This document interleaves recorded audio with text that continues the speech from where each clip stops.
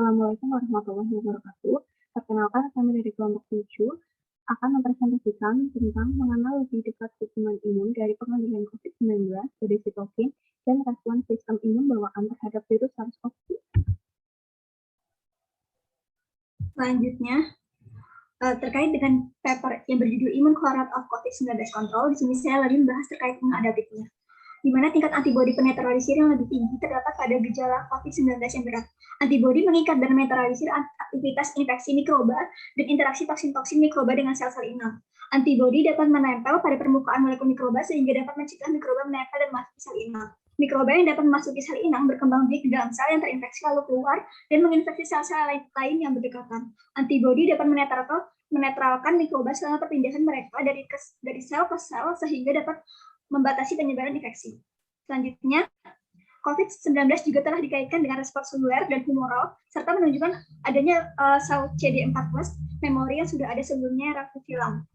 Sehubungan dengan imunitas humoral, antibodi penetralisir menurun dalam 2-3 bulan pada pasien yang pulih dari COVID-19. Respon imun seluler dimulai dengan aktivasi sel T naif untuk berproliferasi dan berdiferensiasi menjadi sel T efektor. Sel T yang telah berdiferensiasi kemudian bermigrasi ke lokasi infeksi. Fagosit pada lokasi ini yang telah menelan mikroba ke vesikel intraseluler menampilkan fragmen peptida dari protein mikroba dan terikat pada molekul MHC kelas 2 di permukaan sel untuk dikenali oleh sel T efektor CD4+. Kemudian sel T CD4+ mengaktifasi mikroba dan membunuh mikroba yang telah difagosit. Bahkan jika infeksi tidak cukup parah dalam menghasilkan antibodi yang terukur, sel T memori dapat memberikan kekebalan protektif jangka panjang.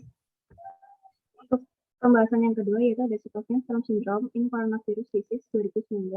Cytokine merupakan protein yang berperan dalam sistem kekebalan tubuh di mana dalam keadaan normal akan membantu sistem imun bekerjasama dengan baik untuk melawan patogen. CSF merupakan respon inflamasi sistemik yang dimediasi oleh cytokine dan diinduksi oleh berbagai faktor yang menghasilkan manifestasi klinis. Ditandai dengan pelepasan besar-besaran berbagai sitokin seperti TNFC, TNF, INF, IL-1, IL-6, dan IL-8.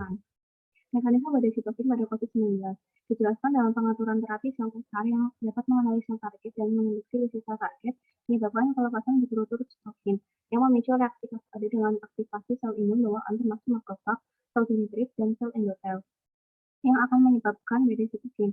Dalam pengaturan HLA, mutasi pada gen pengkode perforin atau gen penting untuk transformasi perforin menyebabkan kegagalan normal fungsi sitolytik, sehingga nantinya menyebabkan aktivasi secara terus-menerus dari makrofag dan sel yang menyebabkan badai sitokin.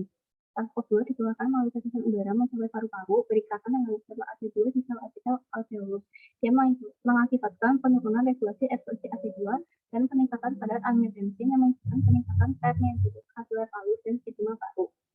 Adanya ketidakseimbangan supratum positif ditandai dengan penurunan sel CD4+, CD18+, peningkatan jumlah TH17 proinflamasi sel dan peningkatan CD18+ partikel sitotoksik yang memperlambat gangguan sistem imun berjamur. Selain itu, adanya banyak sitokin yang dilepaskan pada pasien COVID akan membentuk badai sitokin. Kemudian pada paper selanjutnya akan lebih dibahas terhadap sistem imun bawaan terhadap virus SARS-CoV-2.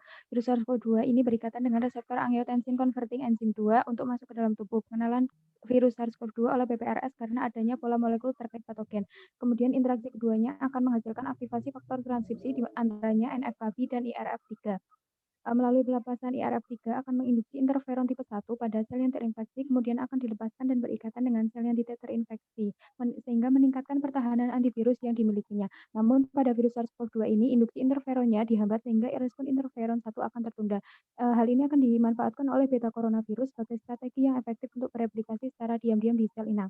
Aktivasi nuklear faktor Kb menginduksi transkripsi sitokine proinflamasi. Kadar sitokine proinflamasi yang tinggi akan memobilisasi berbagai sel imun dari sirkulasi darah ke jaringan yang terinfeksi sehingga menyebabkan kerusakan. Selanjutnya, SARS-CoV-2 akan mengaktifkan sensor dari NLRP3 bersama dengan adaptor yang lain, menyebabkan NLRP3 meradang. Peradangan ini menyebabkan caspase 1 akan aktif dan membelah pro-IL-18 dan pro-IL-1 beta. Kemudian hal ini menyebabkan pengekspresian IL-1 beta dan menyebabkan teraktivasinya jalur proinflamasi dan menyebabkan akut inflamasi.